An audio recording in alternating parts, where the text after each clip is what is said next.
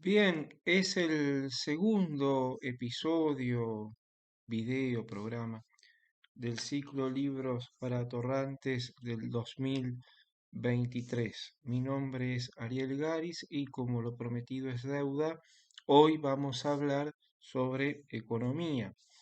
El libro que traemos hoy para presentar y para dar los lineamientos más básicos para seguirlo, como hacemos con todos los textos, obras que aquí tratamos, es el libro del economista e historiador argentino Mario Rapaport, Historia económica, política y social de la Argentina 1880-2023. Bien, el libro abarca un largo periodo, el nacimiento de la Argentina moderna hasta prácticamente la actualidad.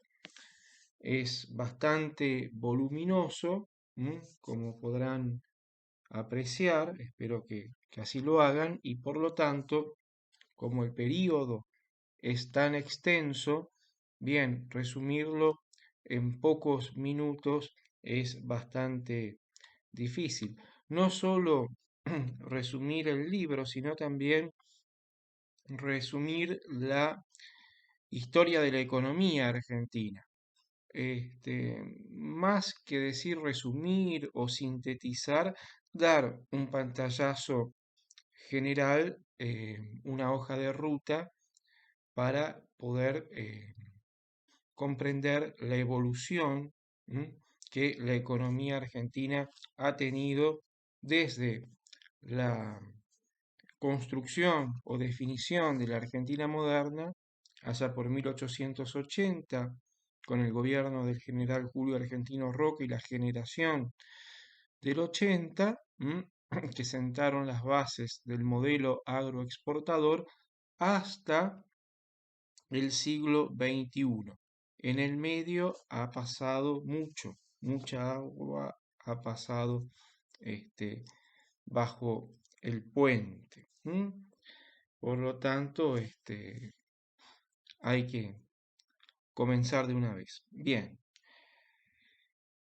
hablar de la economía argentina, todos los libros escritos sobre la materia es prácticamente hablar de la historia de un fracaso, ¿no? Todos hacen una especie de relato casi novelesco de cómo se llegó a este desenlace. Es decir, cómo la Argentina hacia fines del siglo XIX y principios del XX tenía grandes expectativas. El mundo tenía grandes expectativas y promesas sobre la evolución de la Argentina. Realmente comenzó con bombos y platillos, ¿no? Desde que el Estado Nacional quedó constituido luego de todas las guerras y todos los enfrentamientos intestinos, civiles, internos, Roca, al acceder en 1880 a la presidencia, define el Estado, define a la Argentina moderna. Su núcleo de intelectuales, la generación del 80, harán tal cosa, lo ayudarán a eso, ¿no? Una Argentina em, imbuida políticamente con ideas conservadoras, pero económicamente con ideas liberales, y que buscaba entrar en el mundo. Ya la demografía, el mapa demográfico había sido notablemente cambiado por la inmigración, por seguir la famosa frase de Juan Bautista Alberdi, gobernar es poblar. La inmigración europea modificó el mapa argentino. Se crearon colonias, pueblos y la gran zona llamada región, em, la llanura de la Pampa húmeda, comenzó rápidamente a poblarse, los campos a acercarse y la producción a gran escala de cereales como el trigo, el lino y el maíz fue acompañada de la producción de carne, primero ovina y luego vacuna. Esta materia prima, el bien primario exportable, se colocó en el mercado externo, sobre todo con relaciones comerciales íntimas con Gran Bretaña, arrojando importantes beneficios económicos.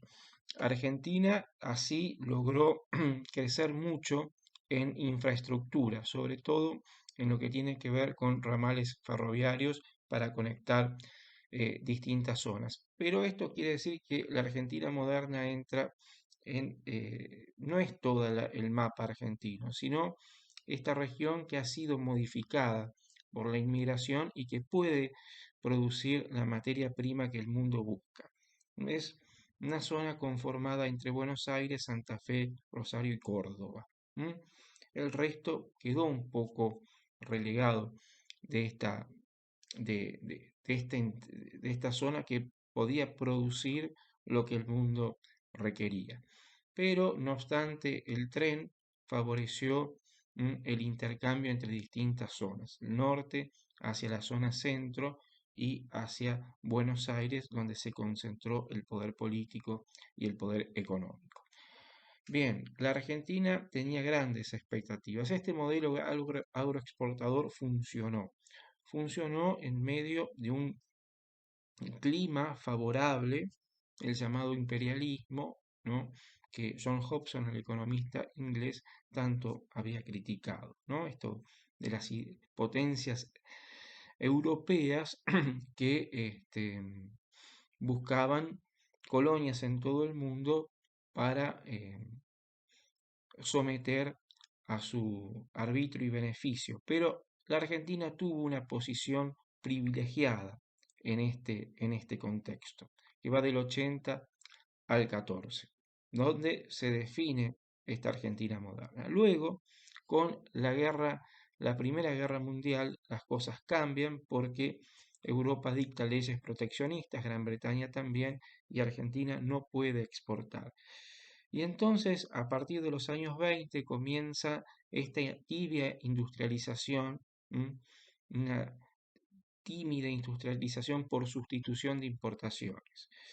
Y esto genera, gracias también a la inmigración, la creación de sindicatos combativos, de izquierda, socialistas, comunistas, algunos anarquistas también, algunos buscaban entrar en el juego político, otros no, otros combatirlo y cambiarlo.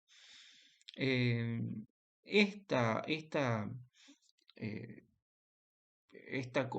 digamos, estructuración de la industria nacional y de la aparición del sindicalismo a lo largo de la década del 30, ¿no?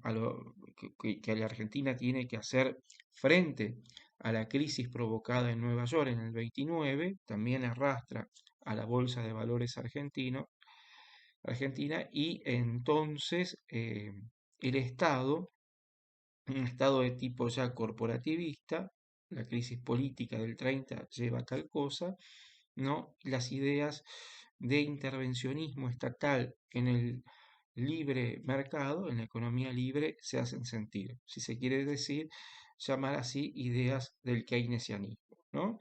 El capitalismo ortodoxo deja de practicarse, el liberalismo con toda la letra, deja de, de respetarse por parte del Estado y entonces el intervencionismo estatal opera para salvar justamente el sistema.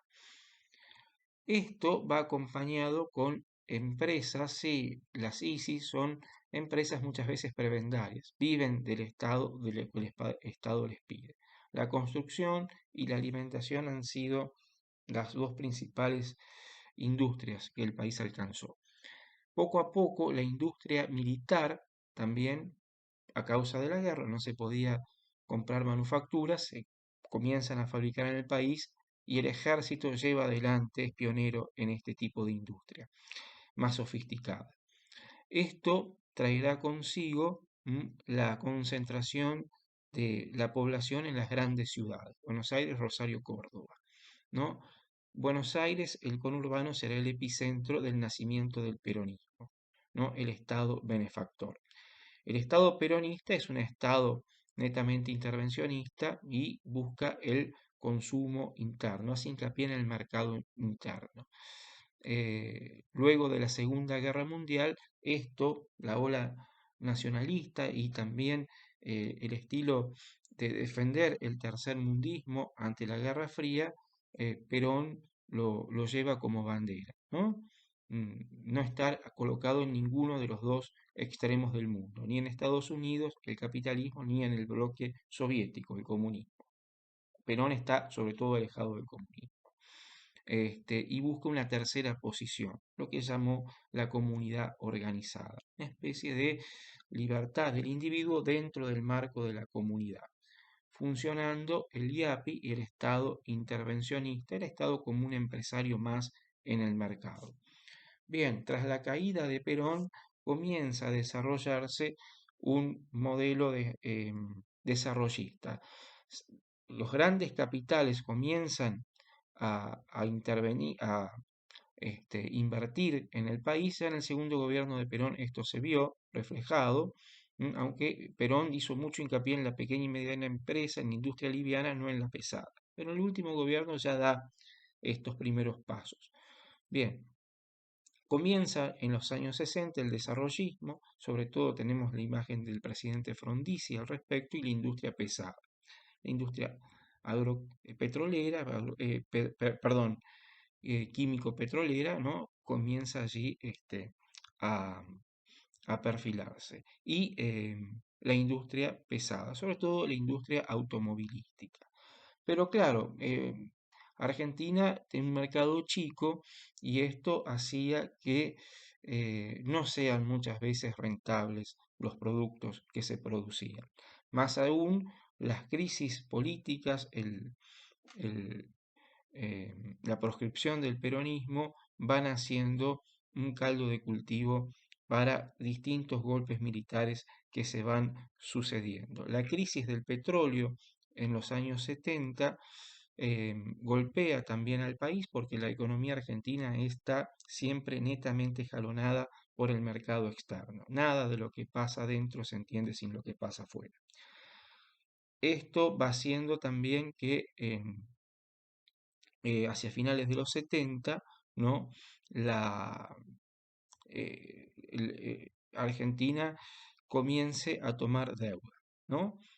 Hay los préstamos, son a baja tasa de interés, muy largos plazos, y entonces Argentina toma deuda para distintos gastos, siempre infraestructura, gastos públicos, etc. Se intenta en los años 70 con Martínez de Hoz, ¿no? Un nuevo modelo, lo que es muy parecido al modelo chileno implementado por Pinochet, el Estado mínimo, lo que se conoce como neoliberalismo, que con algunas alternancias va a continuar hasta la década del 90 con el superministro Domingo Cavallo, hasta que haga crisis en los años 2000-2001.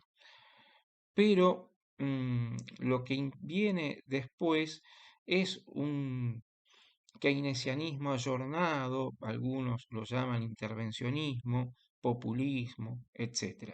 Son distintas modas que la economía va teniendo, porque hay que tener en cuenta que el proceso inflacionario, que es lo que más molesta en la historia económica argentina y que comienza en los años 40 con Perón, se va dando por la sobreemisión monetaria y una moneda cada vez más devaluada por distintas medidas económicas que se van tomando y porque